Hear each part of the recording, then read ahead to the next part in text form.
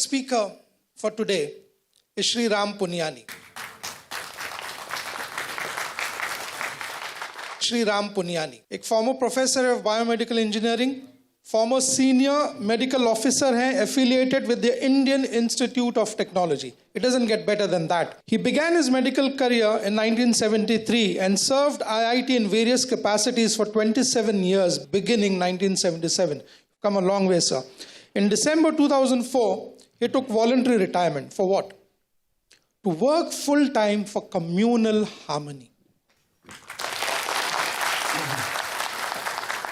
He's involved with human rights activities, communal harmony, and initiatives to oppose the rising tide of fundamentalism in India.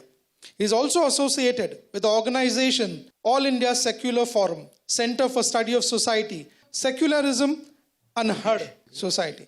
He was awarded the Indira Gandhi Award for National Integration. Just to give an idea of the credentials, and he has, mashallah, a great study on what is right with the country or what is not right with the country. Over to you, Shri Ram Punyani. Thank you very much. प्रिय दोस्तों, पहले तो आप सबको मेरा आदाब, नमस्ते। मैं आपको बहुत मुबारकबाद देना चाहता हूं कि आपने इस प्रकार की मीटिंग का आयोजन किया। आज जो माहौल पूरे देश में और दुनिया में, ये दोनों चीज़ें जुड़ी हुई हैं। हमारा देश दुनिया की समस्याओं से अलग नहीं है। कुछ जो दुनिया में हो रहा है उसका प्रतिबिंब, रिफ्लेक्शन यहाँ होता है, और यहाँ भी जो मुस्लिम कौम के सवाल हैं वो आप सदियों से जानते हैं। तो मैं आज जो मुख्य मुद्दा है कि हमारे जो नौजवान मुस्लिम कम्युनिटी से, जिसको कहा जा रहा है वर्ड रेडिकलाइज, पता नहीं वो वर्ड कितना सही है कि नहीं, क्योंकि रेडिकल का मतलब मैं कुछ और जानता हूँ। रेडिकल का मतलब मैं जानता हूँ कि वो व्यक्ति जो समाज को महत्वपूर्ण तरीके से बदलना चाहते हैं बेहतर बनाने के लिए, वो मेरी समझ है रेडिकल की। पर ये आज जो माहौल में जिस प्रकार का रेडिकलाइजेशन ऑफ यूथ किया जा रहा है, उसके लिए कौन जिम्मेदार है? इस्लाम जिम्मेदार है, मुसलमान जिम्मेदार हैं, या कोई और ताकतें हैं जिसके कारण ये आज का कैंसर हमारे समाज में बढ़ रहा है? ये हमको सोचने की ज़रूरत है। तो खैर, मेरे पास थोड़ा वक्त है तो मैं इसको दो मुद्दों में देखना चाहूँगा। एक तो ये जो पूरी प्रोसेस चालू हुई है वो 9/11 के बाद से चालू हुई है। 9/11/2001 आपको याद होगा, 2 एरोप्लेन, खैर मैं कुछ चीज़ें दोहरा रहा हूँ ताकि हम समझ सके IS आया कहाँ से। ये ऊपर से टपका कि अंदर से कोई ऐसी चीज़ है जो इस कैंसर को बढ़ावा दे रही है। वो कैंसर को जो बढ़ावा देने वाली चीज़ है वो थोड़ा समझने की कोशिश हम करते हैं। खैर, 2 एरोप्लेन आए, 2 एरोप्लेन हाईजैक किए गए, ऐसा बोलते हैं। ये सब बोलते हैं वाली बात मैं कह रहा हूँ, मीडिया का मामला है। सच क्या है, झूठ क्या है, सच दिखेगा, आसानी से हम उसको पहचान सकेंगे कि नहीं, वो एक अलग बात है। खैर, ऐसा कहा गया कि 2 एरोप्लेन आए, हाईजैक करके लाए गए और वर्ल्ड ट्रेड सेंटर की बिल्डिंग से टकराए। अब इतनी बड़ी बिल्डिंग थी, वो एरोप्लेन से गिर सकती कि नहीं, वो दूसरा सवाल। वो सवाल मैं सब अंदर छोड़ देता हूँ, उस पर मैं नहीं जाऊँगा। बिल्डिंग नीचे बैठ गई और उसी के साथ करीब 3000 लोग मारे गए। कुछ मैं सवाल पूछता हूं अपने दोस्तों से ताकि मेरी समझ भी बढ़े, आपकी समझ भी बढ़े। एक सवाल का जवाब दीजिए, ये 3000 लोग जो मारे गए, ये लोग गुनाहगार थे या बेगुनाह थे? बेगुनाह थे। और इसके बाद वो ओसामा बिन लादेन, बुरा मत मानिएगा, मैं उसकी बहुत आलोचना करता हूं, वो कहता है ये अच्छा हुआ, ये जिहाद है, ऐसा और होना चाहिए, अल्लाह का शुक्र है। अब ये इस्लाम के नाम से उसने जो कह दिया, मेरे ख्याल से इस्लाम पे ये सबसे बड़ा अटैक था। और ये अटैक करने वाले के पीछे कौन था? क्या ओसामा बिन लादेन ऑटोमेटिक आ गया? ये अलकायदा कहाँ से बना? तो इसके बारे में भी बहुत गहरी सारी चीज़ें हैं जिसका मैंने स्टडी किया है, कुछ उस पर लिखा भी है। मैं बताता हूँ, ये अलकायदा बनने की प्रोसेस की शुरुआत ही बाद में जाकर ISIS में तब्दील होती है। मैं इसको सवाल के रूप में पूछता हूं, देखिए, अगर इस्लाम के कारण आतंकवाद होता, मेरा सवाल जरा समझ लीजिए, अगर इस्लाम के कारण आतंकवाद होता तो दुनिया के कौन से देश में सबसे ज्यादा आतंकवादी होना चाहिए? इंडोनेशिया में। सऊदी अरेबिया बहुत छोटा है, पता नहीं हमारे बंबई के बराबर भी है कि नहीं। सऊदी अरेबिया बहुत छोटा है, सबसे ज्यादा आतंकवाद होना चाहिए इंडोनेशिया में, दुनिया का सबसे बड़ा मुस्लिम देश। वहां इस प्रकार का आतंकवाद नहीं है। नंबर 2, वो एरिया देखिए, अभी सवाल आपको बताया गया, उसको याद रखिएगा। इस दुनिया के आतंकवाद से, जिसको इस्लामिक आतंकवाद कहा जाता है गलती से, कैसा कहा जाता है वो भी मैं बताऊंगा, इस आतंकवाद से मारे जाने वाले ज्यादा लोग, इससे मारे जाने वाले ज्यादा लोग हिंदू हैं, मुसलमान हैं या क्रिश्चियंस हैं? मुस्लिम हैं। इस्लाम के नाम पे आतंकवाद है, सबसे ज्यादा कौन मारा जाता है? मुस्लिम। अब तीसरी बात का ख्याल कीजिए, किस एरिया में इसका लोकेशन है? This terrorism is located in which area? तो उस एरिया की मैं 3 आपको बातें बताता हूं। उस एरिया में, जिसको मैं वेस्ट एशिया कहता हूं, पश्चिम एशिया में 3 चीजें हैं। नंबर 1, वहां रहने वालों में मुसलमान ज्यादा है, यस नो? उसी एरिया में आतंकवाद ज्यादा है, उसी एरिया में तेल का खजाना है। तो आतंकवाद तेल के कारण है कि इस्लाम के कारण है? तेल के कारण है। और तेल का कब्जा कौन करना चाहता है? तेल का कब्जा वो ताकत करना चाहती है जो वॉशिंगटन में बैठे हुई पूरी दुनिया को नचाते रहती है। काम करने वाला कोई और गुनाहगार कोई और बनाया गया। अब ये आया कैसे? तो आपको बता दूं कि ये अल कायदा के जो मदरसे, अब मदरसा अपने आप में खतरनाक शब्द उसमें कर देते हैं, कुछ मदरसों में इस आतंकवाद की ट्रेनिंग दी गई। इस्लाम के कारण गलत। ये जो मदरसों में आतंकवाद की ट्रेनिंग दी गई, उसके पीछे भी जो हाथ था, 2 चीजों का था। सबसे बड़ा हाथ था अमेरिका का। अमेरिका ने $8,000 मिलियन, 7,000 टन हथियार दिए अल कायदा को। उनका ब्रेन वॉश किया गया। इस्लाम के जो 2 महत्वपूर्ण शब्द हैं, माफ कीजिएगा अगर मैं कुछ गलत कहूं, मैं इस्लाम का स्कॉलर नहीं हूं, समझने की कोशिश करता हूं, कुछ मैंने गलत कहा तो उसको मैं माफ कर दीजिएगा। तो 2 शब्दों को उन्होंने बदल दिया। एक शब्द था जिहाद। जिहाद तो जो है जिहाद अकबर, जिहाद असगर। जहां तक मेरी समझ है, जिहाद अकबर का मतलब होता है अपनी बुराइयों के खिलाफ लड़ना। जिहाद असगर का मतलब होता है समाज की बुराइयों के खिलाफ संघर्ष करना।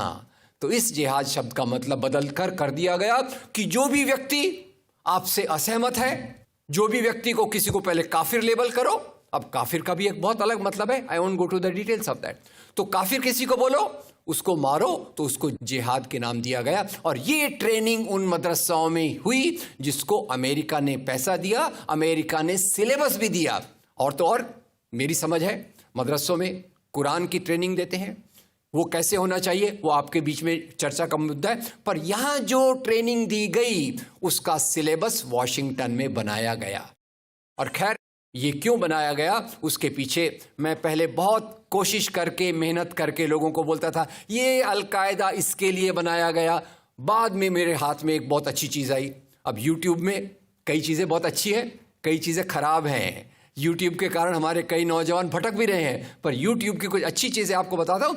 यूट्यूब में आप सर्च कीजिएगा 3 शब्दों को, हिलरी क्लिंटन, अल कायदा, अमेरिका। उसमें आपको 4.5 मिनट का एक वीडियो मिलेगा जिसमें हिलरी क्लिंटन बताती है, मैं नहीं कह रहा, हिलरी क्लिंटन कहती है कि हमको रशियंस के खिलाफ लड़ना था। हमारी फौजें जो वियतनाम से एकदम डिमोरलाइज होकर आई थी वो तैयार नहीं थी, तो इन एशिया के मुसलमानों के नौजवानों के कंधे पर रखकर हमने अपनी बंदूक चलाई। हमने अल कायदा खड़ा किया, हमारा काम हो गया, हम अपने हाथ धो लिए और हम अपने वापस आ गए। तो यानी हमने कैंसर के बीज डाल दिए, हम तो अपने देश में सुरक्षित हैं। उसका जो नतीजा भुगतना हो वो एशिया के लोग भुगते, वेस्ट एशिया के लोग भुगते। और उसी के साथ 9/11 के बाद, उसी के साथ अमेरिकन मीडिया ने एक सबसे खराब काम किया, the most anti human act in the history of Mankind. मैं पूरी जिम्मेदारी से ये शब्द कह रहा हूं। क्या किया था अमेरिकन मीडिया ने? अमेरिकन मीडिया ने धर्म को आतंकवाद से जोड़ दिया। मजहब जो मोहब्बत सिखाता है, मजहब जो इंसान को इंसान बनना सिखाता है, उस मजहब के साथ इन्होंने आतंकवाद को जोड़ दिया और एक शब्द बनाया पहली बार, इस्लामिक टेररिज्म। याद रखिए, दुनिया में आतंकवाद पहले भी हुआ है। याद रखिए आयरिश रिपब्लिकन आर्मी, याद रखिए खालिस्तान, याद रखिए नाथुराम गोडसे, याद रखिए इंदिरा गांधी का हत्यारा, याद रखिए राजीव गांधी का हत्यारा। आतंकवाद पहले भी हुए हैं, पर कभी भी मजहब को आतंकवाद के साथ नहीं जोड़ा गया। तो मैं मानता हूं अमेरिकन मीडिया ने अगर सबसे गंदा, सबसे एंटी ह्यूमन काम किया है तो इस जुमले का बनाना जिसको कहते हैं इस्लामिक टेररिज्म। अब इसके पीछे इस्लाम का कोई हाथ नहीं। जिहाद शब्द का मतलब बदल दिया गया और काफिर शब्द का मतलब बदल दिया गया। यहां से ब्रेन वॉश की एक प्रोसेस चालू हुई और इसी को मैं कहता हूं, ये प्रोसेस जो चालू की, ये प्रक्रिया एक कैंसर होती है। मेरा थोड़ा मेडिकल बैकग्राउंड है, मैं जानता हूं कैंसर शुरुआत में होता है, आपने ट्रीट कर लिया तो ठीक है, जब वो फाइनल स्टेज में जाता है तो पूरी दुनिया की बर्बादी करने पे तुल जाता है। और वही बात अलकायदा के साथ हुई। अलकायदा के बाद मामला वहीं खत्म नहीं होता। तेल की प्यास, तेल की भूख बहुत बड़ी है। आप जानते हैं भारत 200 साल तक गुलाम रहा इंग्लैंड का। काय के लिए गुलाम था? क्योंकि उनको यहां का कच्चा माल लूट कर ले जाना था। After colonialism there is imperialism, और ये इंपीरियलिज्म चाहता है दुनिया के रॉ मटेरियल्स, दुनिया के रिसोर्सेस को लूटकर अपनी समृद्धि को, अपनी प्रॉस्पेरिटी को बढ़ाया जाए। और उसी के चलते उन्होंने एक और काम किया और वो काम था इराक पे हमला।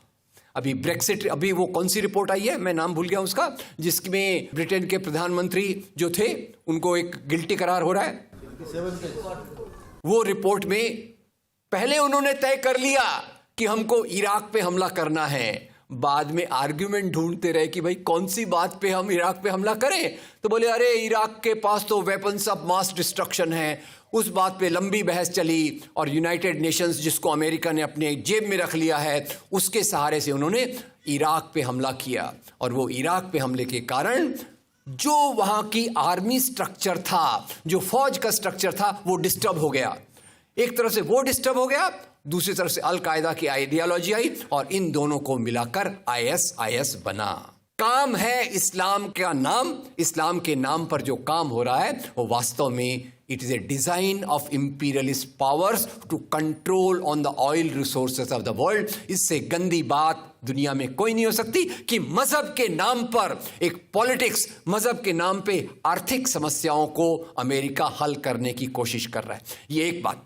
अब दूसरा एक और भी है, इसमें जोड़ दूं, इंडिया में, भारत में खास तौर तक समस्या और ज्यादा रही। यानी वो एक हमारा हिंदी में कहा मुहावरा है ना, एक तो करेला ऊपर से नीम चढ़ा। मुसलमानों का हाल पहले भी बहुत अच्छा नहीं था। मैं ये नहीं कहना चाहता कि हमको केवल रोते रोते अपनी जिंदगी गुजारना है। मैं ये कहना चाहता हूं अगर हम समस्या को असली तरीके से समझेंगे, जिसकी कोशिश मैं यहां देख रहा हूं, तो हम उस समस्या को हल कर सकेंगे और यही हमारा उद्देश्य होना चाहिए। मैंने कहां से शुरुआत की थी? भारत में वैसे ही आपको याद होगा मक्का मस्जिद blast, Malegaon blast, Ajmer blast, समझौता ब्लास्ट। हर एक ब्लास्ट के बाद मैं बहुत तकलीफ से पढ़ता था, मालेगांव में ब्लास्ट हुआ, 25 नौजवान मुसलमान नौजवानों को पकड़ा गया आरोपी के रूप में। वो लोग जेल में रहते, करियर बर्बाद होता। बाद में कोर्ट कहता इनके पास तो कोई सबूत इनके खिलाफ नहीं है, उनको छोड़ दिया जाता। ये कब तक चली प्रक्रिया? जब तक बंबई में 26/11 नहीं हुआ। हेमंत करकरे इशारों में बात, मैं वही बात समाप्त कर देता हूं।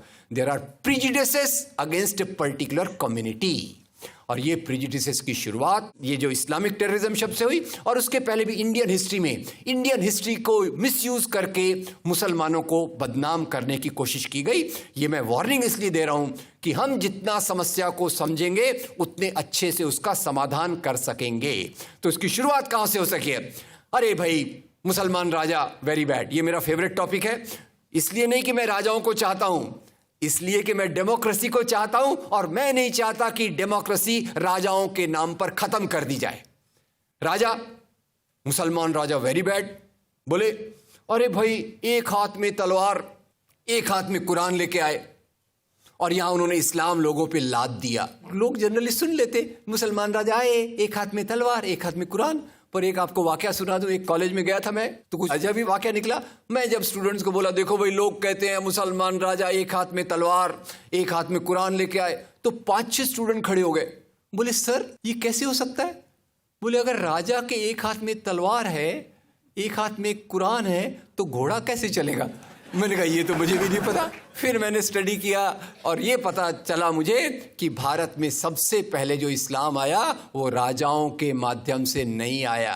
मैं तो यहां तक भी कहता हूं, इस्लाम राजाओं के माध्यम से नहीं आया, इस्लाम संतों के माध्यम से आया, इस्लाम मोहब्बत के रास्ते से आया। इस्लाम आया क्योंकि यहां की जाति व्यवस्था से लोगों को बाहर निकलता था। जाति व्यवस्था का अत्याचार, लोग उससे मुक्ति पाना चाहते थे। उन्होंने संतों को देखा, इस्लाम के मानने वालों को देखा और वहां से उन्होंने इस्लाम का रास्ता अख्तियार किया। भारत में पहला इस्लाम कहां आया? पहला इस्लाम उत्तर भारत में नहीं आया, दिल्ली में नहीं आया, वो आया केरल में। केरल में चेरामन जुम्मा मॉस्क जो है, मैं अभी अभी गया था, देखकर मुझे बहुत खुशी हुई कि ये भारत है जहां एक तरफ इस्लाम भी आता है, एक तरफ क्रिश्चियनिटी भी आती है और यहाँ का हिंदू धर्म तो चलता ही रहता है। तो खैर, वो एक बदनामी। फिर बदनामी देखो भाई, हमारे हिंदू राजा मुसलमान राजा ये मुसलमान राजा वेरी बैड। जैसे हमारे राजाओं को उन्होंने ये किया वो किया। कल भी, मैं कहना नहीं चाहता, जान दीजिए, छोड़ दीजिए। बादशाह और राजा में फर्क किया जा रहा है कि भाई बादशाह लोग लड़ाई करते समय गाय को सामने रख देते थे। खतरनाक बात कही दी गई है। This is totally false, malicious, stupid. ऐसा हो ही नहीं सकता। अब क्यों? क्योंकि हिंदू मुसलमान राजा थे, कोई वो धर्म के कारण नहीं लड़ रहे थे। एक ही आपको लड़ाई का किस्सा बता दूं। आपको अकबर की लड़ाई का पता होगा, अकबर और राणा प्रताप, हल्दी घाटी के मैदान में। इसको हिंदू मुसलमान की लड़ाई के रूप में बताया जाता है। मैंने स्टडी किया तो पता चला, हल्दी घाटी में जब ये लड़ाई चल रही थी, अकबर की फौज में अकबर नहीं है। तो अकबर की फौज का लीडरशिप किसके पास में है? अकबर की फौज की लीडरशिप जिसके हाथ में है, उसका नाम है राजा मान सिंह। एक्सक्यूज मी, अकबर खुद नहीं है और राजा मान सिंह उनका कमांडर इन चीफ, और उनके अंडर में काम करता है वो प्यारा सा राजकुमार, मेरा बहुत बड़ा फेवरेट है, शहजादा सलीम। तो राजा मान सिंह और शहजादा सलीम इधर हैं, और राणा प्रताप के साथ उनके जो असिस्टेंट थे उनका नाम था हकीम खान सूर। दोनों तरफ हिंदू, दोनों तरफ मुसलमान। तो क्या ये हिंदू मुसलमान की लड़ाई है या दो राजाओं की लड़ाई है? दो राजाओं की लड़ाई है। ये लड़ाई मजहब के लिए है कि सत्ता के लिए है? सत्ता के लिए। हमारे दिमाग में सब कचरा जो आ गया वो आया 1857 की लड़ाई के बाद। आपको याद होगा 1857 की लड़ाई, उसकी चिंगारी किसने लगाई थी? मंगल पांडे। उसका लीडरशिप किसने किया था? बहादुर शाह जफर। बहादुर शाह जफर के साथी कौन थे? तात्या साहब टोपे, नाना साहब पेशवा, झांसी की रानी। हिंदू मुसलमान मिलकर अंग्रेजों के खिलाफ लड़े। अंग्रेजों की सत्ता डगमगा गई और उन्होंने यहां जो पॉलिसी लगाई वो थी फूट डालो और राज करो। और वहीं से हिंदुओं के मन में मुसलमानों के लिए नफरत, मुसलमानों के मन में हिंदुओं के लिए गैर भाव, ये वहां से चालू होता है। ये भारत वो देश है जहां एक तरफ सूफी संत है, एक तरफ भक्ति संत है, एक तरफ ऐसे ऐसे जिसका प्रतिबिंब मैं बताने जाऊं तो बहुत बड़ी बात है। एक ही किस्सा बता देता हूं आपको। एक किस्सा ये है, वो है हमारी फिल्मों से। आप जानते हो हमारी फिल्में, और उसमें हिंदी फिल्मों में तो बहुत प्यारे प्यारे भजन भी आते हैं, मुझे बड़े अच्छे लगते हैं जो क्लासिकल भजन होते हैं। अभी हिंदी फिल्मों के 2004 में 100 साल हुए तो एक लिस्ट आई कि भारत के सबसे अच्छे 10 भजन कौन से हैं। तो उस भजन में जो सबसे ऊपर आया वो भजन था, मन तरपत हरि दर्शन को आज। मन तरपत हरि दर्शन को आज। उसका डिटेल मैंने देखा तो इनके लिखने वाले का नाम है शकील बदायूनी, गाने वाले का नाम है मोहम्मद रफी, और संगीत जिसने दिया है उसका नाम है नौशाद अली। इससे ज्यादा इंटीग्रेशन किसी समाज का नहीं हो सकता। इसी समाज को तोड़ने के लिए मजहब की राजनीति को लाया जा रहा है। एक तरफ आई गांधी की राजनीति, गांधी की राजनीति जिसने कहा हिंदू, इस्लाम, क्रिश्चियनिटी, पारसी ये सब इंडियन रिलीजन्स हैं। याद रखिए गांधी क्या कह रहे हैं, वो किसी रिलीजन को फॉरेन रिलीजन नहीं कह रहे, वो कह रहे हैं ये इंडियन रिलीजन है। और दूसरी तरफ वो लोग आए जिन्होंने कहा हमको मजहब वाला राष्ट्र चाहिए, या इस्लामिक राष्ट्र चाहिए या हिंदू राष्ट्र चाहिए। इस्लामिक राष्ट्र का जो पर्दाफाश किया वो किया मौलाना अबुल कलाम आज़ाद ने। मौलाना अबुल कलाम आज़ाद जो मेरे ख्याल से एक बहुत बेहतरीन मुसलमान थे, जिन्होंने कुरान का तर्जुमा किया, और उसका तर्जुमा अल कुरान एक बहुत अच्छा तर्जुमा माना जाता है। मैं कई बार एक काल्पनिक दृष्टि से इंटरव्यू लेता हूं। मैंने कहा जर्नलिस्ट लोग काफ़ी बर्बादी कर रहे हैं, मैं कुछ अपनी तरफ से कंट्रीब्यूट करूं अच्छा करने का। तो मैं कल्पना में इंटरव्यू लेता रहता हूं एज ए जर्नलिस्ट। मैं पहले कल्पना में इंटरव्यू लेता हूं मौलाना अबुल कलाम आज़ाद का। मैं इनको कहता हूं मौलाना साहब आप तो मुसलमान हैं, आप मुस्लिम लीग क्यों नहीं ज्वाइन करते, आप पाकिस्तान की मांग का सपोर्ट क्यों नहीं करते। तो मौलाना साहब मुझे जवाब देते हैं, बरखुरदार मेरा इस्लाम तो इंसान से इंसान को जोड़ने की बात करता है। ये जो चल रहा है बंटवारे की बात, ये मेरे मजहब के खिलाफ है। गांधी से पूछता हूं, आप हिंदू राष्ट्र की मांग का समर्थन क्यों नहीं करते? तो गांधी कहते हैं, मैं एक सनातनी हिंदू हूं, अपने धर्म के लिए मैं अपनी जान तक दे सकता हूं, पर यह मेरा निजी मामला है। जहां तक उस राज्य का सवाल है जिसके निर्माण के लिए मैं काम कर रहा हूं, वो राज्य न आपके न मेरे धर्म द्वारा चलेगा। राज्य का काम होगा लोगों के रोटी कपड़ा मकान बिजली सड़क पानी शिक्षा स्वास्थ्य नौकरी को देखना। धर्म का काम होगा लोगों को नैतिक रास्ता दिखाना। तो ये मेरे दो आइडल्स हैं, मौलाना अबुल कलाम आजाद, मोहनदास करमचंद गांधी, जिन्होंने हमारे राष्ट्र की एक नींव रखी। और उसको तोड़ने के लिए जिन लोगों को अच्छा नहीं लगा, उन्होंने अलग अलग प्रकार की बातें की। और ये आज जो सबसे बड़ा मुद्दा है, मुसलमान नौजवान रेडिकलाइज क्यों हो रहा है?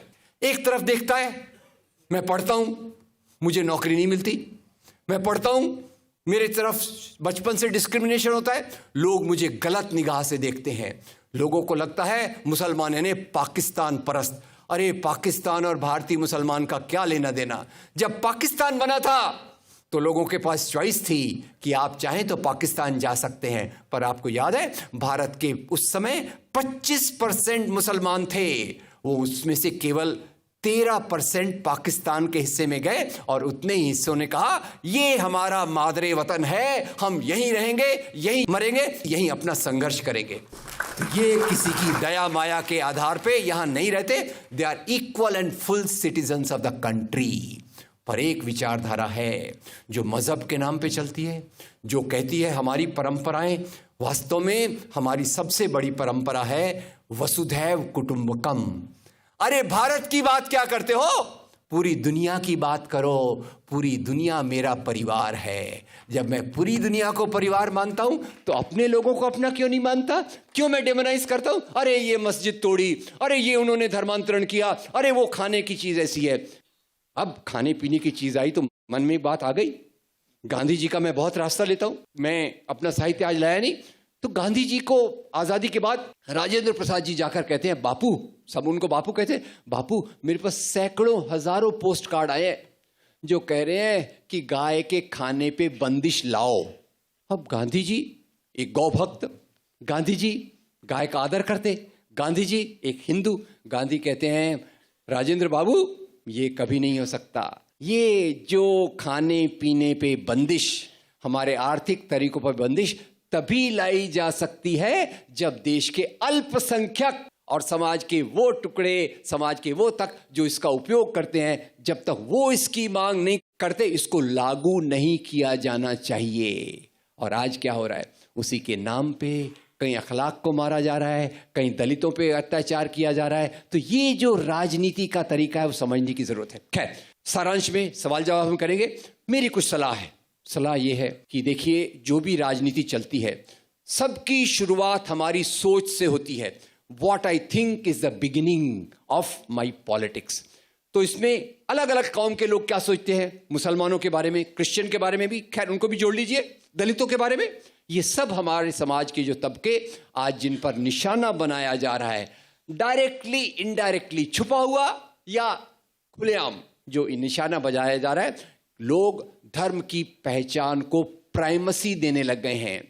हमारी जो पहचान है, सबसे पहली पहचान इंसानियत की, उसके बाद उसी के साथ पहचान हमारी इंडियननेस की। ये पहचान को पीछे रखकर अरे वो मुसलमान है, वो हिंदू है, ये हमारा मंदिर है, ये हमारी माता है, ये इस प्रकार की चीजें जो आ रही हैं, ये एक राजनीति के कारण है, जो राजनीति अंग्रेजों के आने के दौरान चालू हुई। ये भी आपको बता दूं कि हिंदू राष्ट्रवाद कोई पुरानी कल्पना नहीं है।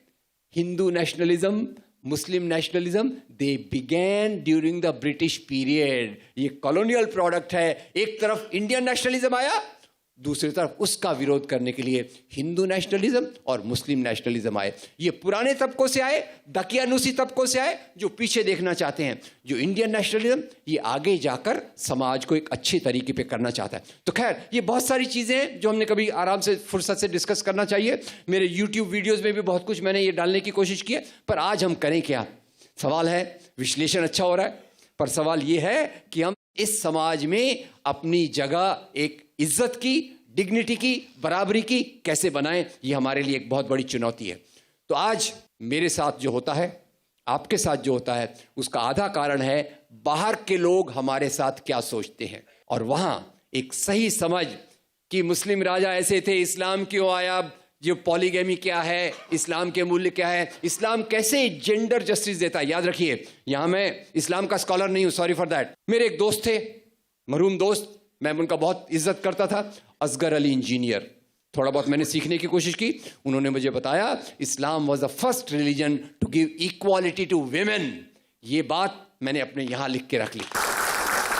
वो आज हमारे समाज में कहाँ हैं, वो एक देखने की जरूरत है। खैर, बहुत सारी चीजें इंसानियत की मैं उनसे सीखा, कुछ इधर उधर पढ़ के सीखा।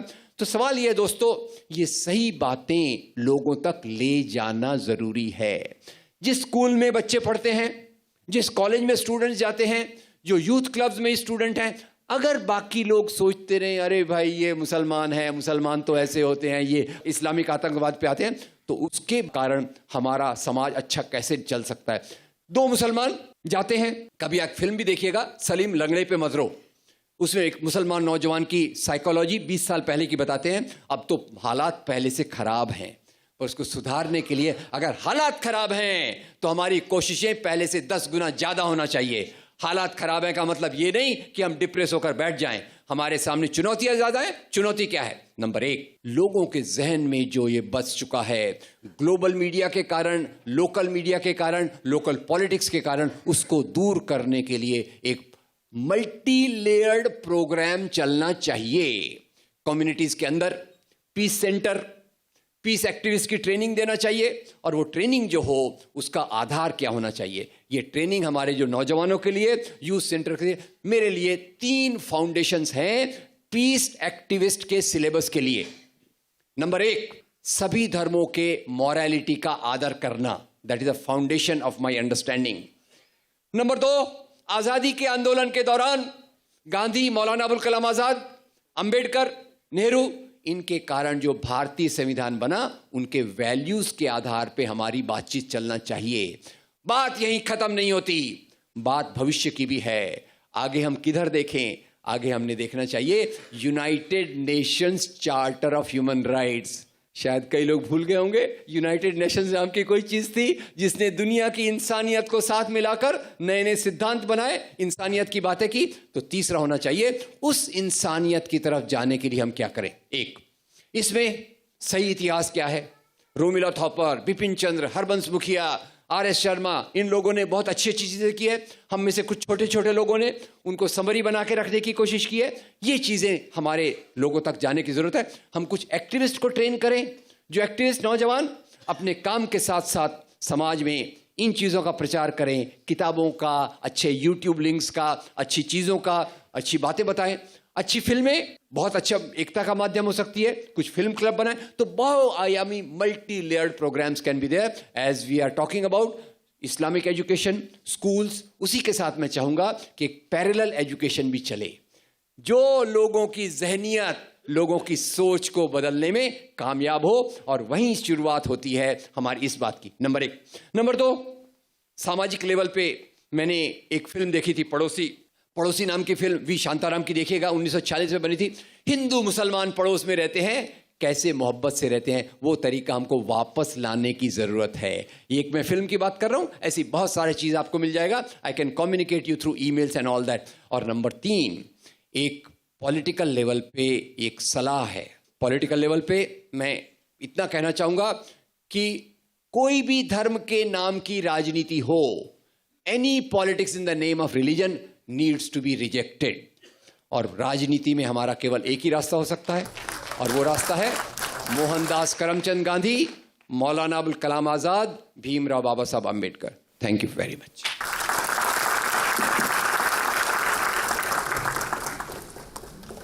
Thank you very much, Sri Ram Punyani. And as we can see, a true humanist. And what we can do for him is, inshallah, do dua to Allah Bari Ta'ala, that Allah gives him guidance. Thank you very much. Thank you very much. I'm grateful. Any questions if there are? Yes, we have now some time for questions and answers. So those of you here as well as in the balcony above for the ladies, they can ask questions. But you have to queue up. we may have time only for 1 or 2 questions. Now, before we move, as the people line up, we would just like to have a brief synopsis of your talk in Marathi. So if you would just take a seat for 2 minutes, we'll just take 5 more minutes or a few minutes of your time. Brother Mujahid, he'll give you a brief synopsis of what the talk was in Marathi. अस्सलाम वालेकुम रहमतुल्लाहि वबरकातुहू. भारतात इस्लाम प्रेमाच्या मार्गाने दाखल झाला. इस्लाम भारतामध्ये पहिल्यांदा केरळमध्ये आला आणि तो राज्यांच्या माध्यमातून नव्हे तर तो संतांच्या माध्यमातून आला, हे रामपुन यांनी येथे आपले मत मांडले. त्यांनी हे देखील सांगितले की अमेरिकाने सर्वप्रथम शांती, सद्भाव, प्रेम, बंधुता याची शिकवण देणाऱ्या धर्माला आतंकवादाशी जोडलं आणि धर्माचा आतंकवादाशी संबंध जोडून इस्लामिक टेररिझम नावाची संकल्पना उदयास आणली.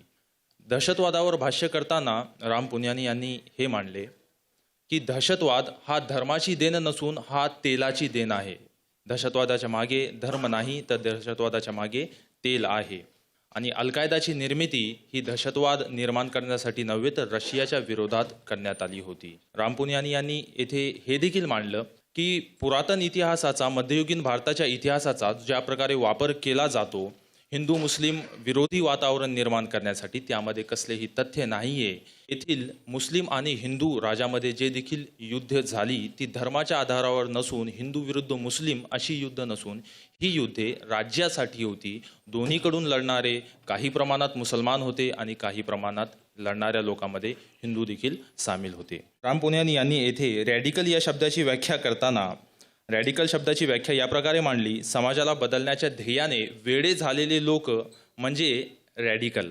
आणि या रॅडिकल शब्दाचा गैरवापर वर्ल्ड ट्रेड सेंटरवर हल्ला झाल्यानंतर करण्यात आला. आणि विविध प्रकारे त्यांनी भाष्य करताना शेवटी हाच संदेश दिला की धर्म माणसाला माणसाशी जोडणारा धागा आहे. धर्म माणसाला तोडत नाही, धर्म दहशतवादाची शिकवण देत नाही आणि धर्माच्या माध्यमातून आपण पुन्हा एकत्र येऊ शकतो. धन्यवाद. माशाअल्लाह. बरंच काय तुम्ही सांगितलं इतकं शॉर्ट सेंटेंसेसमध्ये. Anyone has any questions? Yes. मेरा नाम मोइनुद्दीन है, अहमदाबाद से ताल्लुक़ रखता हूँ. काफ़ी खुशी हुई आपकी बातों सुन के, स्पेशली जो आपने जियोपॉलिटिक्स सिनेरियो बताया है.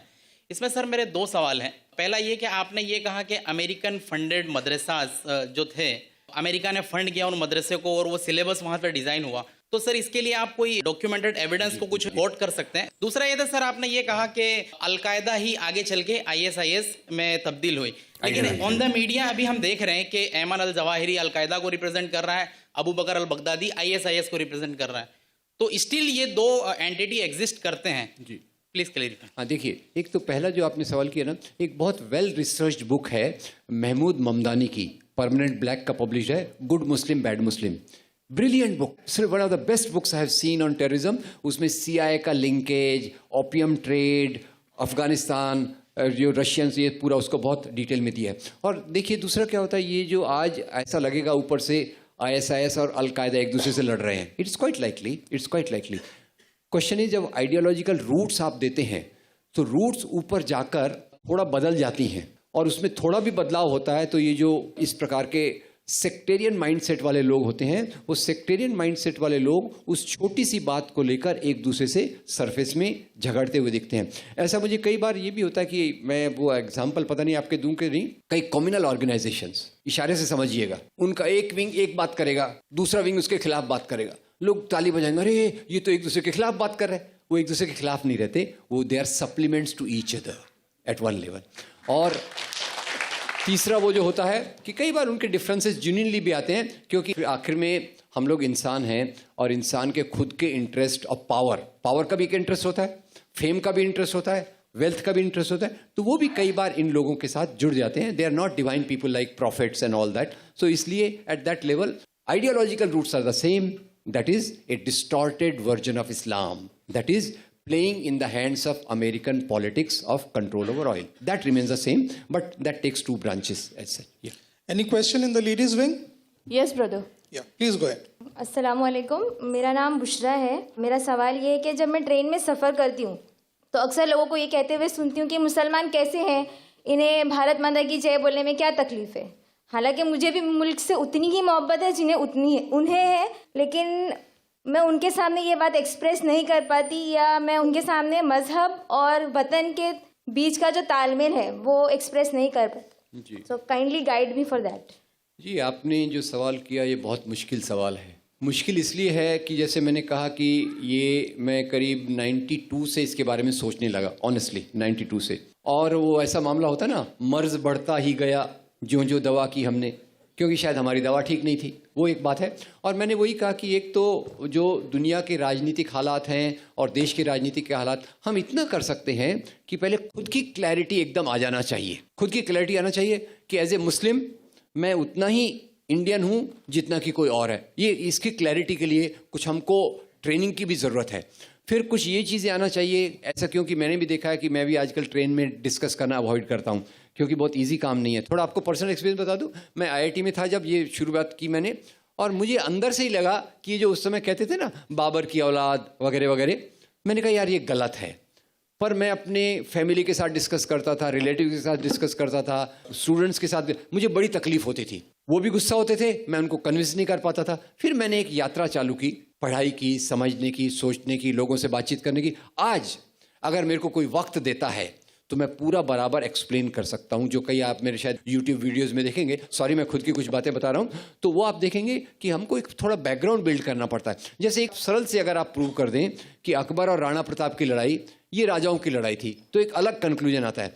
अगर आप ये बता दें कि शिवाजी महाराज के 18 बॉडीगार्ड में से 12 बॉडीगार्ड मुसलमान थे, तो एक अलग इंपैक्ट आता है। अगर आप ये बता दें कि शिवाजी महाराज का जो सबसे बड़ा सेक्रेटरी ऑफिशियल था उसका नाम था मौलाना हैदर अली, तो अलग चीजें आती हैं। मेरे ख्याल से we can't address the tip of the iceberg. आप जो कह रही हैं ना, वो tip of the iceberg, I hope understand that much, तो वो टिप ऑफ द आइसबर्ग है। हमको पूरा आइसबर्ग को डील करना पड़ेगा कि रियल इश्यू ये है, जो मिथ्स, बायसेस, स्टीरियोटाइप्स बन गए हैं, उनको क्रैक करने के लिए हो सकता है कि आप इस प्रोसेस को शुरू करें सेल्फ क्लैरिफिकेशन की। हो सकता है 6 महीने के अंदर आप ट्रेन में चलते चलते ये बात ना कर सके, पर मेरा इतना विश्वास है, if you take this path after 1 year 2 year you will be very clear. पहली बात तो आप ऐसी बातों से हर्ट नहीं होंगे, और दूसरी बात आप ऐसी चीजों का जवाब भी दे सकेंगे, ऐसा मेरा कॉन्फिडेंस है। Will be interacting on that much more. Thank you very much. जी, thanks. I am Muslim, I am Indian and I love my country. ये हमारे जो है ये बोल अगर हम रखते हैं तो मैं समझता हूँ ये बहुत सारी जो प्रॉब्लम्स हमारे सॉल्व हो जाएंगे। सवाल brief on the topic, because हमारे पास वक्त की किल्लत है। जी, मेरा नाम मुशफ़िक सुल्तान है, मैं श्रीनगर जम्मू एंड कश्मीर से हूँ। मेरा सवाल आपसे ये है कि as an outsider, somebody who is not a Muslim, आप क्या परसीव करते हैं कि जो हमारी वीकनेसेस हैं, जहाँ पर जिसको इस्तेमाल और एक्सप्लॉइट करके हमारे ऊपर जो ये सब स्टीरियोटाइपिंग होती है या ये जो चीज़ें कही जाती हैं, और किस क्षेत्र में हमें ज़्यादा मतलब काम करने की ज़रूरत है ताकि हम इन सारी फोर्सेस से जो हमें हमारे अगेंस्ट इस वक्त जमा हो गई हैं उनके साथ डील कर सकें। तो आप क्या परसीव करते हैं वो कुछ चीज़ें बुनियादी? जी, ये अच्छा गहरा सवाल है। पहली बात तो I may not be a Muslim, yes, पर मैं एक ह्यूमनिस्ट हूँ, राइट। और मैंने ये मुद्दे को हिंदू मुसलमान के रूप में नहीं देखा। मैंने देखा है इंसानियत के तरीके से, और इंडियन सब कॉन्टिनेंट में कॉलोनियलिज्म और उसके बाद आने वाले प्रॉब्लम, कश्मीर भी उससे जुड़ा हुआ है, सब कुछ जुड़ा हुआ है कि मुस्लिम कम्युनिटी माइनॉरिटी के कारण क्या इश्यूज हुए। खैर वो तो ठीक है, समझना एक बात है, उसको हल करना दूसरी बात है। तो मुझे लगता है सबसे पहले तो community efforts for education and employment are the central. हमारे सब नौजवानों के हाथ में काम हो, सबके पास रोजी हो, अच्छा मॉडर्न एजुकेशन हो, क्योंकि modern education is a very liberating force. जब आप दुनिया से एक्सपोज होते हैं तो आपकी समझ में ऑटोमेटिक, मैंने ये भी देखा है फ्रीडम मूवमेंट में, देखिए फ्रीडम मूवमेंट में देखिए जो लोग ग्लोबल आइडियोलॉजी से अफेक्टेड थे वो ज़्यादा प्रोग्रेसिव थे, ज़्यादा एकोमोडेटिव थे, और लोग भी उनको ज़्यादा एक्सेप्ट करते थे। जो अपने अपने कुएं के मेंढक थे उनकी विचारधारा अलग होती है। तो हमको तो एक कुएं का मेंढक नहीं बनना, हमको एक बगीचे का एक यात्री बनना है जो सभी प्रकार के फूलों को देखता है, फलों को देखता है, लोगों को देखता है, इंसानियत से मोहब्बत करना है। वो एक हमारा रास्ता होना चाहिए, एजुकेशन ये। और तीसरा पॉलिटिकल डिसीशंस। पॉलिटिकल डिसीशंस मैं पार्टी ए बी सी की बात नहीं कर रहा। मेरा प्रिंसिपल है कि जो भी लोग मजहब के नाम पे सियासत करते हैं वो हमारे लिए उचित नहीं है। इसलिए मैं कहता हूं मेरे लिए गांधी का रास्ता है, मौलाना आज़ाद का रास्ता है, और जो दूसरे रास्ते वो रास्ता हमारा रास्ता नहीं हो सकता। उसमें हो सकता है आप कहेंगे अरे ये पार्टी में ये खराबी है, वो पार्टी में वो खराबी, ठीक है। अब वो 19-20 का फ़र्क है। आज तो ऐसी बुरे हालात में हैं कि दलितों पे अत्याचार हो रहा है, अल्पसंख्यकों पे हो रहा है, तो मौका तो आ गया है कि हमने एक आवाज़ उठाना चाहिए। पर हाँ, इसको एक ऑप्टिमिस्टिक टोन भी आपको दे दूँ, सभी कुछ खराब नहीं होता, अच्छा भी हो रहा है। जो मैं नौजवानों में आंदोलन देख रहा हूँ, जो दलितों में आंदोलन देख रहा हूँ, और जो आंदोलन स्टूडेंट्स का नाम मैं नहीं लूँगा, कुछ स्टूडेंट्स ने जो आंदोलन शुरू किया है, जय भीम, लाल सलाम, और जो सबको जोड़ने की कोशिश कर रहे हैं, मुझे उस आंदोलन में बहुत उम्मीद है। तो social, political, educational, employment plus political effort, ये सब पे हमको काम करने की ज़रूरत है। Thank you. Thank you very much for having a dialogue with us. That was a pleasure and giving us some really good suggestions. We'll work on it and we'll hear from you. But before you leave, sir, we have a gift for you. Brother Nurullah, this is a copy of the Quran and there's no sword in the hand. I have to mention here that you can visit YouTube and there are fantastic videos by Sri Ram Punyani, mostly on historical perspective. He has done some great study. You have to see his videos. So that one book I am presenting to him on this terrorism explained. Right. Since you presented me something, I can also present something. Right. So I'll share this with Edka and the people there, the youth there, they will study this book. Thank you very much. Thank you very much.